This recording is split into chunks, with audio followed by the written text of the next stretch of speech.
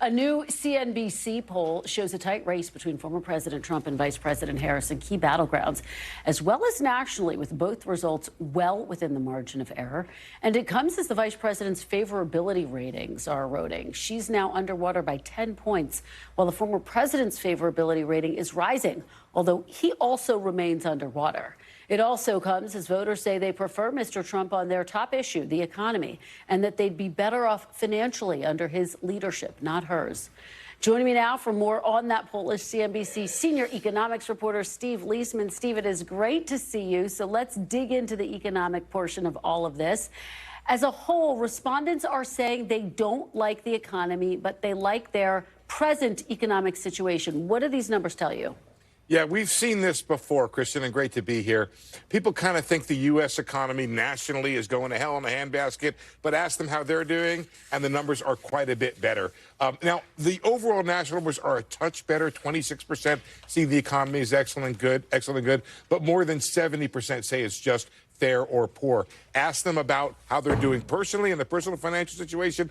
51% say fair or poor. 48% say excellent or good. So it's part of it is the narrative, and part of it is something we're going to talk about, I think, in a little bit, which is the inflation story. Yeah, I mean, it's really fascinating because you have respondents basically saying that the prices of goods are going up even as inflation is coming down. Talk a little bit about that disparity, and does it speak to the fact that the Biden-Harris administration is not doing an effective job at messaging this?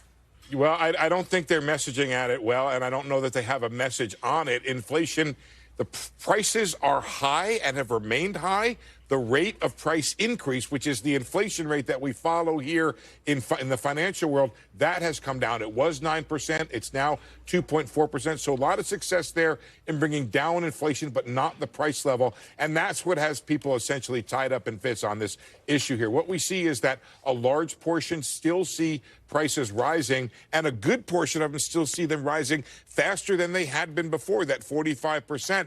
Only 16% say they're leveling off and 6% say they're going down, which is not what the data say. But you can't argue. People say, look, the data say this, and people say, well, it's really my life experience that is governing how I feel about things. And then the next part of it, Christian, maybe to jump a little bit ahead, is the issue is, are people keeping pace with inflation? And more than 60% say they're not. They believe their incomes are not going up along with inflation, even though the last year we've seen real or inflation-adjusted earnings have one of their best years in the past 10. It's just fascinating to dig into the numbers. The other key finding here is that people are expecting the economy to get better in the next year. What do you make of that? What's behind those numbers? So we have gone back now. I've been doing this poll, if you can believe it, for something like 17 years now, every quarter forever. And it seems that every 4 years we get a jump in this.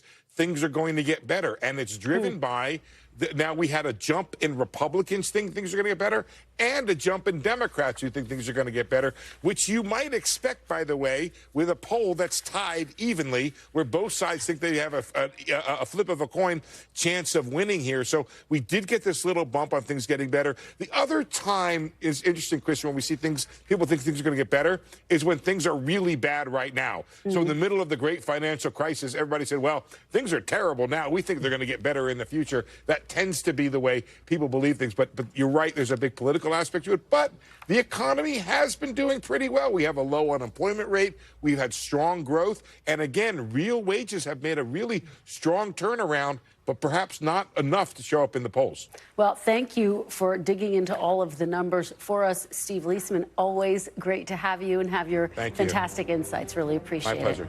Thanks for watching. Stay updated about breaking news and top stories on the NBC News app, or follow us on social media.